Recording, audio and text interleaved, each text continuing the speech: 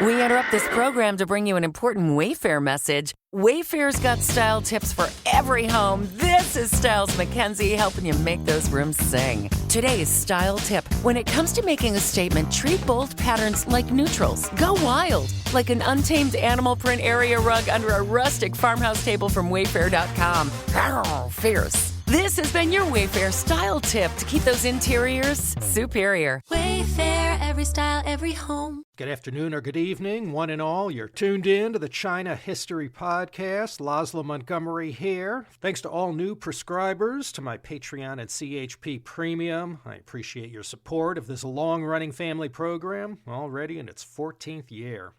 Before we pick up with the adventures of Wu Sangui, I wanted to mention just one more person from the Ming, who I should have mentioned last time. This was Yang Shen.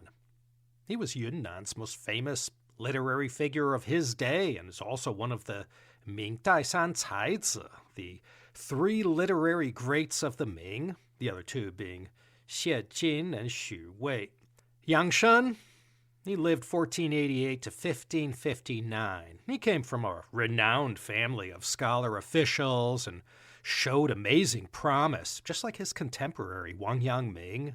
Yang Shen famously placed first in the imperial exams and got off to a blazing start in the government, but he preferred the scholarly life to the bureaucratic life, and with the accession of the Qing Emperor to the throne, he became very disillusioned with government. He wound up on the losing side in the Great Rights Controversy, and the fun-loving Qing Emperor banished Yang Shen to western Yunnan in Yongzheng, present-day Baoshan, southwest of Dali. At first, Yang Shen was filled with despair and dreaded being in such a far-off, mosquito-infested place as Yunnan. He was banished there, but it wasn't like he was under house arrest or anything. He went back and forth to his home province of Sichuan, where his family lived. But Yang Shen was banished to Yunnan for the remainder of his days and came to quite love the place, as many transplants do today. The long-reigning Qing Emperor outlived Yang Shen, so there was no reprieve waiting for him from the succeeding emperor. But from the 2,300 poems written during his Yunnan period, we can see his appreciation for the best that Yunnan had to offer. And from his poetry, we get an additional window into Yunnan's scenic landscape painting-worthy naturescapes. So he was quite enamored with Yunnan and did much to create this image in the minds of many Chinese people of that day about Yunnan's natural beauty and the specialness of this province of China. Okay, let's continue on with Wu Sangui, who, besides giving up the Ming Dynasty for dead, famously opened the gates at Shanhaiguan for Dorgan and the Manchu army on May 22, 1644, and made matters much easier for the Manchu bannermen to invade China proper and take over the country. Wu Sangui, I'd call him an A-lister from Qing history. He's often criticized for his betrayal of the Ming Dynasty, but when he had to make that hard choice, the Ming Chongzhen Emperor had already hung himself from behind the Forbidden City, and Li Zicheng, well, he hadn't torched the Forbidden City yet. He'd commit that foul deed on June 4th after declaring himself the new emperor of the Qing Dynasty. But Li Zicheng was already wreaking havoc on the capital, so a guy like Wu Sangui, he probably figured he'd take his chances with the Manchus over this Shanxi peasant rebel Li Zicheng. We saw how Wu Sangui, in the service of the Qing Dynasty, hunted down the southern Ming Emperor Yongli, and in this act, he snuffed out this last wildfire for the Qing, and as a cherry on top, in May 1662, Wu Sangui participated personally in the southern Ming Emperor's execution in Kunming, then called Yunnan Fu. After 18 years, the Qing court was pretty sure they had finally seen the last of the Ming Dynasty and their loyalists. So Wu Sangui was riding very high in the saddle, you can say, and for a job well done, the regency ruling for the child Kangxi Emperor handed Yunnan province to this great man, naming him the Pingxi Wang, the king or prince who pacifies the West. And to honor him even more, the Qing imperial court later on, of course, allowed one of Wu Sangui's sons to marry one of the Kangxi Emperor's daughters. Was that thankfulness or what? The whole province of Yunnan, a fancy title, his family marrying into royalty, and any time Wu Sangui requested money, subsidies, or wanted to charge anything on the Kangxi Emperor's credit card, they let him. They didn't micromanage him either. They let him administer things in Yunnan without too much interference. And when the Miao or Yi people rose up against Qing control and interference in their tribal affairs, Wu Sangui would go in and put out those fires. But this was another one of those same bed, different dreams situations. Wu Sangui was thinking he was the ruler of this vassal kingdom of Yunnan, and when he died, he passed the Pingxi Wang title down to his son, who would pass it down to his son, like a dynasty. But what the Kangxi Emperor was thinking was, well, the Qing, they needed to catch a breather after all those years of getting rid of all that resistance to their rule. And Wu Sangui, well, he was just a place mark, just somebody to hold the province together until the Qing military was replenished, refreshed, and ready to take over direct control of Yunnan province. And by the 1670s, that time had come. The Revolt of the Three Feudatories was one of the headline acts of the early Qing, and Wu Sangui played in the lead role. There were two other rebel leaders who provided similar services to the Qing and were amply rewarded in a similar fashion as Wu Sangui. Geng Zhongming threw his lot in with the Manchus, and for all the military services he performed in Manchuria, in Shanxi against Li Zicheng, and then in Fujian, where he pacified all resistance to Qing rule, the emperor gave him the title of Jingnan Wang, the prince who pacifies the south. The only thing about Geng Zhongming is that he got written out of the script rather early in 1649, and his son, Geng Chi Mao, took his place. And he ran things in Fujian till his death in 1671 and duly passed down his title to his son, Geng Jingzhong. I know that's a lot of Gengs to remember. This one, Geng Jingzhong, is the one who fought in the Revolt of the Three Feudatories. The third great man who cast his lot early on with the Qing was Shang Ke. He earned the gratitude of the Qing court for all the good deeds he did for them down in Guangdong province, chasing down the southern Ming loyalists. And he too was honored with the title of Pingnan Wang, the prince who pacifies the south. Now, since Fujian and Guangdong are both in the south of China, Shang Ke was given the same title as Geng Zhongming, same in English, but different character in Chinese. The history of the Revolt of the Three Feudatories has been discussed in more than a couple past CHP episodes, so I only want to focus on the Yunnan part here. These three military men were all given a fan, a feudatory. Wu Sangui, like I said, got Yunnan, Shang Ke got Guangdong, and Geng Zhongming got Fujian. Now, area-wise, from an American perspective, that's equivalent to South Carolina, Georgia, Alabama, and Mississippi. And you could throw Rhode Island in there, too. It wasn't a small fiefdom the Qing Dynasty handed to these three guys. The armies of all three of these feudatories combined outnumbered the Qing military. So that was one problem that kept the upper crust of the Qing imperial court up at night. And Wu Sangui got to live like an emperor in Yunnan, and Kangxi had to foot the bill. So there came a time in 1673 that Shang Ke resigned his position as a feudatory. And the other two feudatories, they didn't like that. They knew such an act put them in a kind of difficult position, and surely the Kangxi Emperor was going to come to them and suggest they resign as well, like their fellow Fan Wang or feudatory. So Shang Ke, returning his feudatory of Guangdong back to the emperor, well, that was the opening salvo to what followed. Wu Sangui reached out to Shang Ke's son, who never agreed with his father about giving their feudatory back to the emperor. So this son, Shang Zhixin, he agreed to team up with Wu Sangui in this revolt. And the grandson of the original feudatory of Fujian, Geng Jingzhong, he too joined, and they proclaimed their mission was to tear down the Qing and restore the Ming. You can imagine how the Kangxi Emperor felt at this time, all of 19 years old.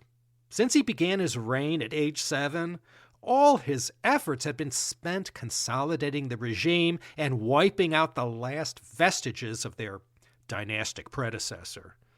And just when he thought the Ming dynasty was finally dead and buried, it's like Max Cady in Cape Fear, just kept coming back to haunt the Manchus. And how ironic, Wu Sangui, he got a lot of credit for his role in extinguishing the Ming, and now here he was calling for its restoration. This 8-year civil war, it didn't end well for the Three Feudatories. Wu Sangui, I was pretty sure he was going to end up on top, so in 1678 he jumped the gun and founded his own dynasty, yet another Zhou dynasty, except this one was the Great Zhou, the Da Zhou.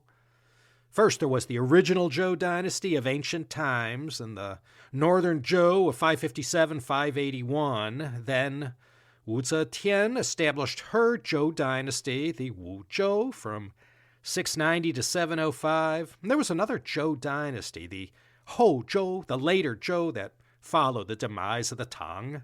And now Wu Sangui brought this sacred dynasty name back for a 5th time, and the capital was located in southern Hunan, in Hengyang, a place I used to frequent every now and then back in the early 1990s, except back then no one told me this was where Wu Sangui put his capital.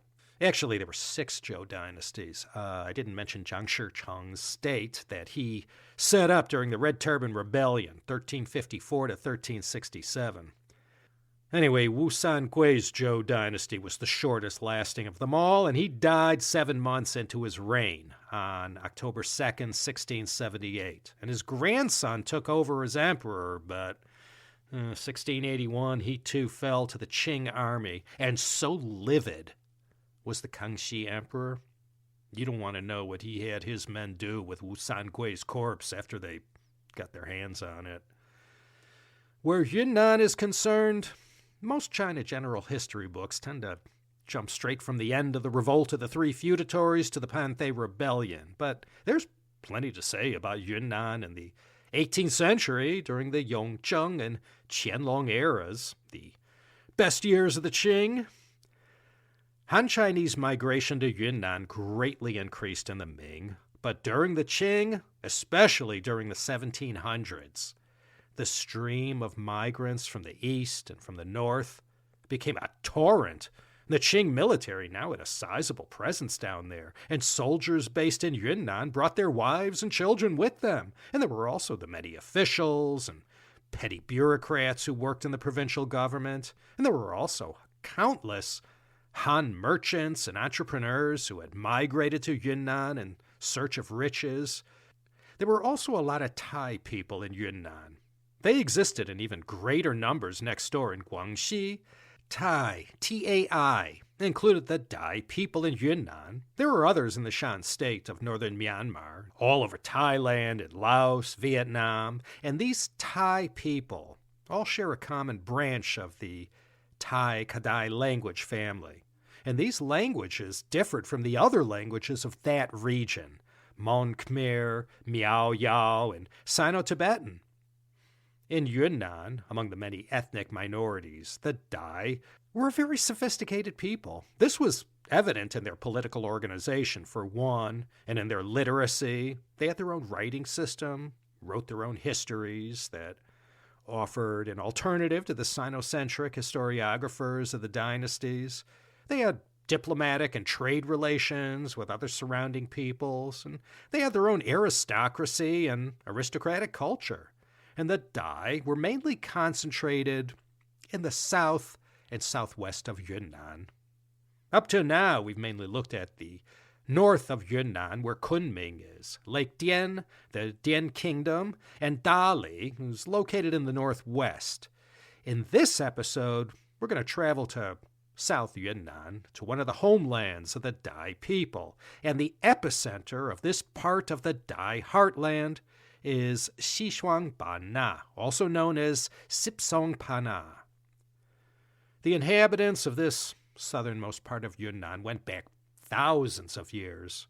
In the Chinese chronicles, this town was an old stop on the ancient Tea-Horse Road. Tea trees grew in these mountains of southern Yunnan, bordering Laos and Vietnam, for tens of thousands of years. Much more about that later. In 1722, something big happened. The Kangxi Emperor died. So long had he lived, the Yongzheng Emperor was already 44 when he sat himself down on the dragon throne. After the defeat of the Three Feudatories, the Qing court continued to rely heavily on these almost 300 tribal chieftains to handle the administration and maintenance of the towns and villages of the mountain and river valleys of Yunnan. The Ming first stepped into the shoes of the Yuan, and now the Qing were wearing the Ming's shoes, and they all continued to utilize variations of this same old Tu Si system that went back to Mongol times. A good portion of our story today concerns the Yongzheng Emperor's best friend and closest confidant, it's said. He was a Manchu aristocrat from a different banner than the ruling Gyoro clan, and this great and eminent man's name in Chinese was È'ěrtài. In all the English language history books, he's called Ortai. Now, prior to his time in Yunnan, he served as vice governor of Jiangsu, and then he was made the Yungui Zongdu, the viceroy of Yunnan and Guizhou, often abbreviated as Yungui. In fact, Ortai's actually more remembered for hammering Miao rebels in Guizhou than for his 5 years in Yunnan from 1726 to 1731. And Guizhou had been turned into a province in 1413. Ortai was able to convince the Yongzheng Emperor that times had changed and the Qing imperial government needed to bring some of that frontier land more directly under the control of the China center. In other words, the objective was to retire all these Tu Si local tribal rulers with Qing-appointed officials and administrators. And once that had been accomplished, it would be much easier to levy taxes and carry out government takeovers of profitable businesses like salt and, especially in this part of the world, the tea. The policy that Ortai was pushing to Yongzheng was called Gai Tu Gui Liu, which meant changing out the local chieftains for a more traditional bureaucratic system with the ultimate objective of frontier security and turning on the tax revenue spigots. Ortai goes down in Chinese history as one of the more notorious past conquerors and tamers of indigenes and other peoples on China's periphery. He spent about 5 years in Yunnan cracking his whip and pacifying the indigenous people in ways we're all familiar with, some of us in our own countries. The non-Han Chinese population of Yunnan were really chafing from all the vigorous attempts at Sinicization, and this was also true in Guizhou, Guangxi, and western Sichuan. Aggressive action was taken by the government to muscle in on the salt trade in the south. There are 3 cities running north to south, Zhenyuan, Weiyuan, and Pu'er, and then there's Sipsongpana that ran to the Lao-Vietnam border. Now today, if you drove by car, the distance from Zhenyuan to Sipsongpana is a 4.5 hour drive. Not that great of a distance, 300 kilometers. That's where all the action took place that I'm going to mention now. Now these 2 places were and remain today heavily populated by Dai and Yi people, and by others as well. They revolted against Qing authorities there over a number of issues, not least of which was their heavy-handedness in the salt trade and all the new taxes. Things got out of hand, violence broke out. There weren't enough Qing boots on the ground at first, so additional soldiers were sent first to Weiyuan, north of Pu'er, and then these salt wars, as they were called, of 1723 to 1726, was what brought Ortai down there in the first place. And from 1726 to 1735, the local indigenous people, who more than 1,000 years before had Yunnan practically all to themselves, had to endure the disadvantages of being in an inferior military position. Ortai arrived in 1726 and promptly rolled out the reforms carried out in Wei Yuan to other places. Zhenyuan was next, and in no time at all, new revenue sources for the imperial treasury started flowing in on a regular basis. Frontier security had been beefed up, and the spread of Chinese and imperial culture continued, as well as the flip side to that objective, the suppression of indigenous ways and cultures. By 1727, Ortai had used the full force of his army to halt all resistance in Zhenyuan and Wei Yuan. But as soon as this was quashed, further south in Sipsongpana, or Xishuangpana, located at the bottom of Yunnan, they too were paid a visit by Ortai to put down a revolt. Now, the reason they were up in arms down in this part of southern Yunnan, where the Dai people were the most prominent and concerned tea. Now, as I mentioned just a bit ago, tea trees grew wild in these parts, and as we all know from all those tea history episodes, folks down in Xishuangpana had been neck-deep in the tea trade since the time of the Six Dynasties period, and probably even before. You could even call this part of planet Earth the epicenter of the original tea garden as it existed before humankind. Although the world-renowned and beloved Pu'er tea contained the Pu'er label, it didn't actually come from Pu'er. That was just the place where the growers brought their tea leaves from the celebrated and mythical Liudacha Shan, the 6 great tea mountains of the Dai Autonomous Region in Sipsongpana, or again, Xishuangpana. These 6 great tea mountains were called Gedeng, Manzhuan, Mangzhi, Mansa, Youle, and Yibangshan. There's another 6 that are also considered great in the Chinese definition of the word da, located outside the Lancang River system. The Lancang runs right through Xishuangpana before it continues on, marking the border between Laos and Myanmar and winding south along the Thai-Cambodian borders before emptying out in the delta that bears the more familiar name for this river, the Mekong. So this southern part of Yunnan, this is where all the Pu'er tea comes from. The raw leaves anyway, the Mao Cha, after the Dai and Han tea pickers worked their way through these mountains and filled up their tea baskets. The tea merchants took it all off their hands and brought it to Simao in Pu'er. And that was where all the leaves would be processed using centuries of tradition and experience that knew how to turn those famous Yunnan Da-ye big leaf tea into a finished product that was as much a necessity of life back then as cooking oil or salt. Tea cultivation may have begun with the 7 tea plants on Mengdingshan in Sichuan with Wu Lijun in 53 BC, but the Dai and other aboriginal peoples of these parts were long familiar with Camellia sinensis before then. Pu'er tea, the kind that experts will say is the king of teas, all comes from around this southern Yunnan region and nowhere else.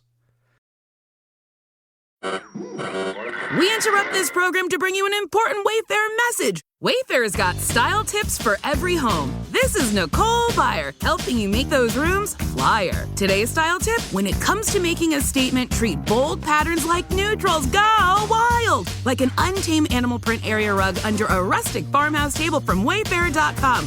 Ooh, fierce! This has been your Wayfair style tip to keep those interiors superior. Wayfair, every style, every home. Anyway, back to the story. All the evidence suggested the violence meted out by the Dai, Han and Jino native peoples had been provoked by their Han Chinese trade partners who had either treated them unfairly or went against the established way of doing things. And it was for this that Ortai came down hard on them. After they had killed a number of Han tea merchants and went on to indiscriminately murder more Han Chinese, and after a respected Dai aristocrat was called in to adjudicate in the matter, and then rather than assist the Qing in calming the situation, he turned his soldiers on them. Both sides called each other the instigator, and there was probably some truth in that. But whatever mitigating circumstances there may have been, the local people were forced to feel the pain of Ortai's iron fist, and using a lesson from the Colonist's Handbook. In his reports back to the Yongzheng Emperor, Ortai used the most disparaging and insulting expressions to describe the indigenous people and to present them in the worst possible light, likening them to savages as opposed to the Chinese standard for what constituted a civilized person back then. And because the Han people had led this revolt against the Qing, called the Tea Wars, the tribal leaders and their families were singled out for special treatment so that everyone could tremble at the might of the Qing Empire. Ortai went on to transform the administration and government of the southernmost part of Yunnan province, and this included the creation of Pu'er Prefecture. So Ortai set out to tame this Sipsongpana region, and in 1729, that he did. And he convinced the emperor to beef up the military presence down there, as well as other recommendations to enhance the Qing presence in Yunnan. And as far as the tea business went, starting from that point, the Qing government stepped in and took it over, regulated it and taxed it, and they set up a zongcha dian, or a general tea market, to deal with the bulk buying and selling. It was a big money spinner for the Manchus, as were the salt and grain taxes that flowed from Yunnan to the Qing coffers. In 1731, Ortai rode off into the sunset and went on to serve the Qing in other military and civil roles. He was a major figure of his day. And he left with the Qing firmly in control in Yunnan. But the seething resentment remained, and it bubbled to the surface from time to time. Not 1 year after Ortai left, in 1732, there was a rather significant incident down in Sipsongpana that lasted for 3 months. Dai and other hill tribes went out and occupied various towns and harassed Han tea merchants. It all ended with the Dai rebel leader's head on a pike on display for all to see. So this period of conquest in Yunnan that lasted from 1723 to 1735, it caused quite a bit of unrest and long-lasting resentment. While the Qing takeover of Yunnan was a difficult one, they did have military superiority. As lethal as these diseases were that had been decimating outsiders for the longest time, they did overcome all these difficulties. And after a while, the Qing officials learned these Aboriginal people couldn't be defeated militarily. All the Qing presence could do was tamp down on all the revolts against their authority as they happened, and they never let up. And besides, when Emperor Yongzheng passed away in 1735, his aggressive policies in Yunnan died with him. His son, the Qianlong Emperor, wasn't as harsh.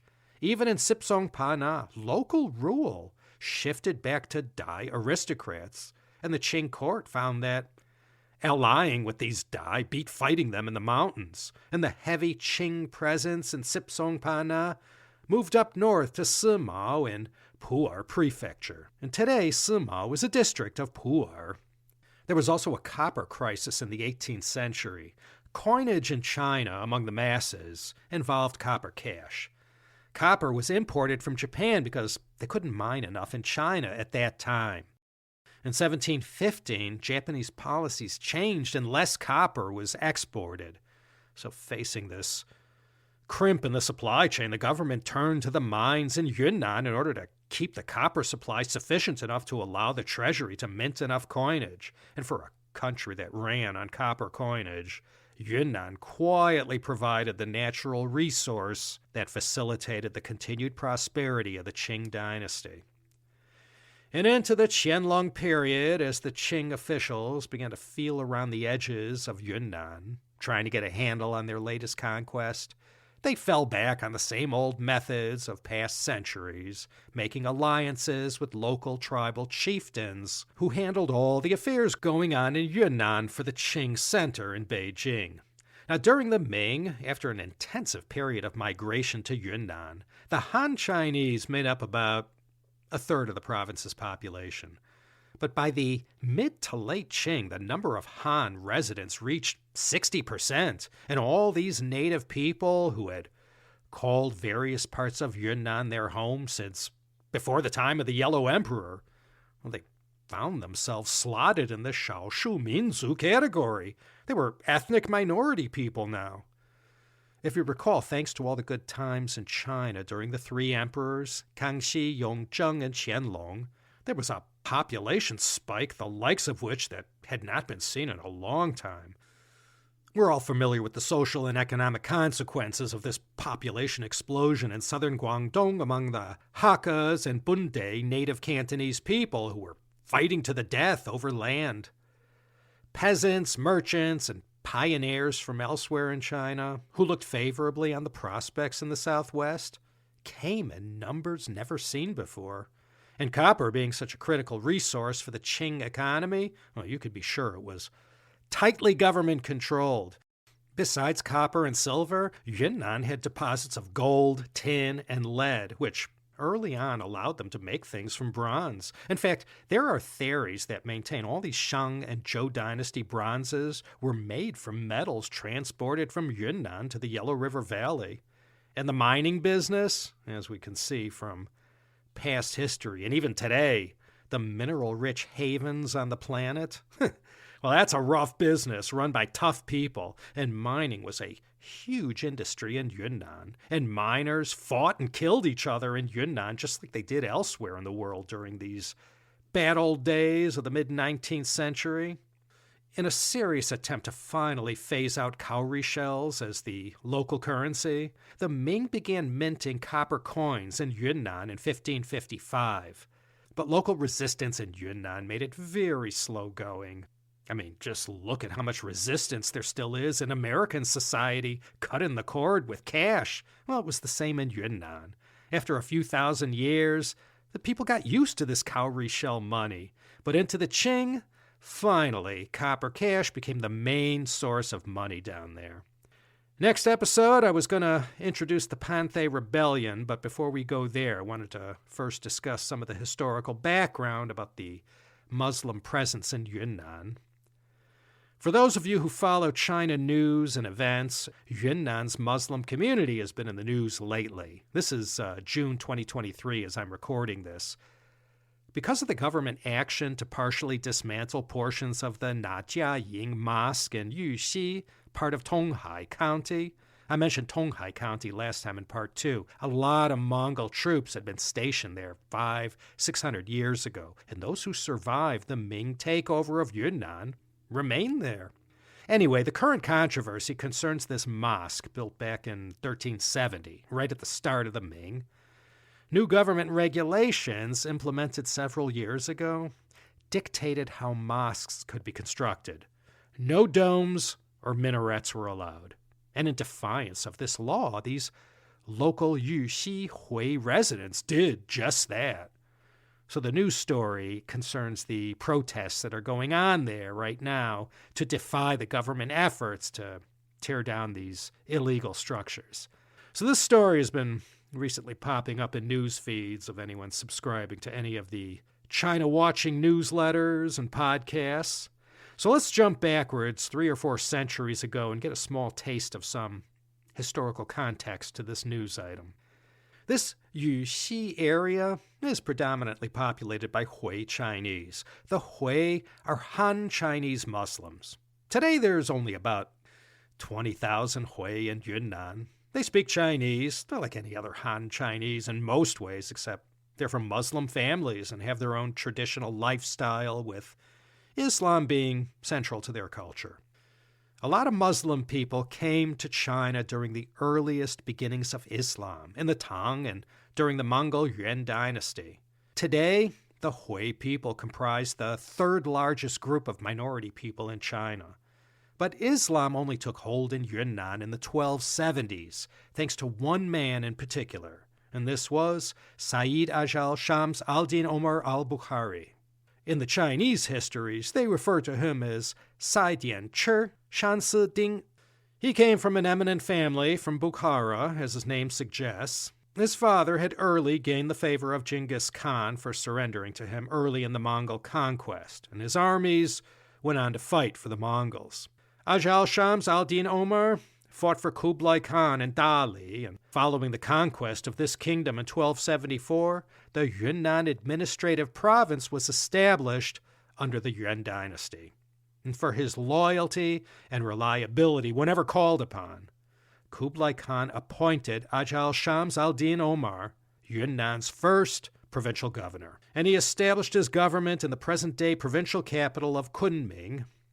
He only served for a short time, 1274 to 1279, but he was someone on a great mission, and he was in a hurry to make progress. Historians consider Sayyid Ajall Shams al-Din Omar the great ancestor of the Hui people in China, and not just in Yunnan. This also included Ningxia, Gansu, and Xinjiang. Admiral Zheng He, he was descended from Sayyid Ajall Shams al-Din Omar, and because he had that honorific surname, Sayyid, it meant he himself was descended from the Prophet Muhammad. So he's remembered for his service to the Mongols in Yunnan and for furthering his two main missions. First was the spread of Islam throughout Yunnan, and he succeeded there. Ajall Shams al-Din Omar is also remembered for his vigorous embrace of Confucianism and the establishment of a great number of schools that taught a classical Confucian education. He built the first Confucian temple in Yunnan. Mosques were constructed as well, and it was a very enlightened period, in line with the general tolerance the Yuan emperors had within their empire. Ajall Shams al-Din Omar believed Confucianism and education would combine to become the one great civilizing force in Yunnan. And upon his death in 1279, his son, Nasir al-Din, took over as Yunnan's second governor. He had a Chinese name too, Nasula Ding, and he finished up what his father had begun with respect to the pacification of Yunnan for the Yuan dynasty. And when Marco Polo passed through Yunnan, he mentioned Nasir al-Din and the large Muslim population there. By the end of the Yuan, as the Hui population grew in Yunnan, the Han differentiated them from the indigenous people. They weren't considered indigenous, but they also weren't categorized as Han. They were classified as Han Hui. This set them apart from the two groups of the Han and the indigenes, who all got lumped together in one Chinese character. This character Yi at first was the character used in Zhou Dynasty times, but was later replaced with the character for the Yi people, the Yizu. So the role of the Hui in Yunnan as far as their assistance to the Mongols in incorporating this conquest into their empire and fully integrating Yunnan into the rest of historic China proper was well known to all. And in such high esteem were these Hui Chinese held at first, who were all mostly descended from Sayyid Ajall Shams al-Din Omar. They were used extensively by the imperial court throughout the Ming and early Qing in all kinds of civilian and military roles. And not just that, when you look at Ming porcelain, you could also see motifs and designs that had been inspired or copied from Islamic art. And throughout this period, Arab envoys had been regular visitors to the capital. So let me briefly try and explain a little more history about the Hui people. The term Hui, it only goes back to the Yuan dynasty. All the Arabs who settled in the northwest of China or in Guangdong or Fujian, they weren't Hui. The Hui label only began with these new Muslim communities who followed in the wake of Ajall Shams al-Din Omar. During his brief period as governor of Yunnan, he had done so much to attract so many Persian and Turkic Muslims from Western and Central Asia. And these 13th and 14th century Central Asian Muslims, after 2-3 generations of intermarriage and sinification, well, it led them to share many basic similarities with the Han Chinese. They spoke Chinese, or whatever the prevailing Chinese dialect was. They wore the same fashions as Chinese. Physically, there wasn't any noticeable difference. They had their own customs, but they shared a high degree of common Chinese culture as Yunnan's Han Chinese. The Hui assimilated more naturally into Chinese society than their fellow Turkic or Persian Muslims in China's northwest provinces. And besides that, the Hui tended to more actively embrace Confucianism, the civil service exams, and performing government service. The Hui became deeply assimilated into Chinese culture, but kept their identity distinct from the Han by maintaining their own religious practices, such as the tradition of the Hajj or the pilgrimage to Mecca and the translation of important Arabic texts into Chinese. Their strict intermarriage practices were viewed as immoral, and like others around the world, even where you live maybe, people who share a common culture, well, they tend to flock together. Humans do that to varying degrees, and the Hui were no different. They lived together, did business together, went to the mosque together, and they also dominated the leather tanning and mining businesses. Yuan rulers recognized the Hui as having a higher standing in the emperor's court than the Han, and Islam was officially labeled by the Yuan as the Qing Jiao, the pure and true religion, due to Mongol preference. And as a result, it could be said that the most important Muslim communities in China formed under the Mongol conquest, from the eastward migration of the Persian and Turkic peoples who later became designated as the Hui. In the Ming, the Muslims flourished under a tolerant Han government. Muslims held trusted and key positions in the Ming government, with Zheng He being the most famous example. And the Hui peoples were resettled in the frontier areas of China as buffer communities in the northwest and southwest, and the tolerance and inclusivity of Chinese Muslims in the Ming Dynasty was such that many Hui that followed referred to this time as the Golden Age of Islam in China. But come the waning years of Qianlong's overly long reign, long after he had allowed He Shun to do his damage, great changes were happening in Yunnan. Remember when I said how the Han migration to the southwest really turned into a flood of humanity in the Qing? Well, this was that time. The population explosion I mentioned brought the number of people in Yunnan from 4 million in 1775 to around 10 million in the 1850s. And right around here, things began to sour for Yunnan's Muslims. This new wave of Han migration brought in vast numbers of farmers, scholars, and merchants who lacked the general amity, or at worst, the good-natured contempt that the Yunnanese had for their longtime Hui Chinese fellow residents. After a period of intense migration that continued into the 1800s, tensions between the Hui and the new Han Chinese, calling Yunnan home, reached dangerous levels. And as these petty squabbles over land use or mining rights and other matters of commerce turned into bloody arguments, the Han officials in Yunnan had to pick a side, their fellow Hui residents or this new great wave of Han Chinese settlers.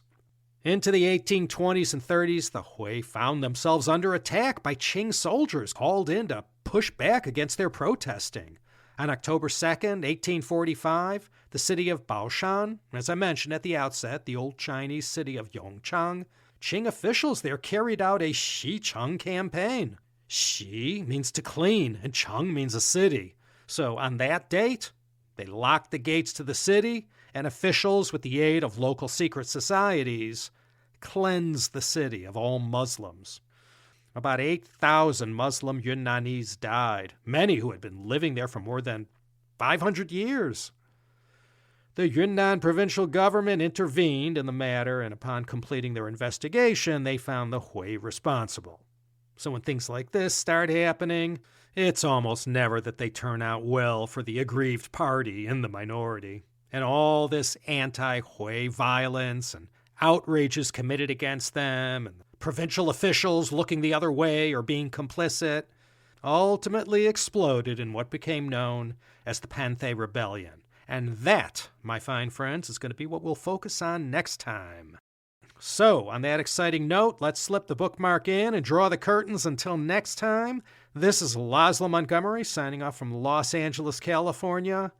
Please please me and consider coming back next time for another exciting episode of the China History Podcast.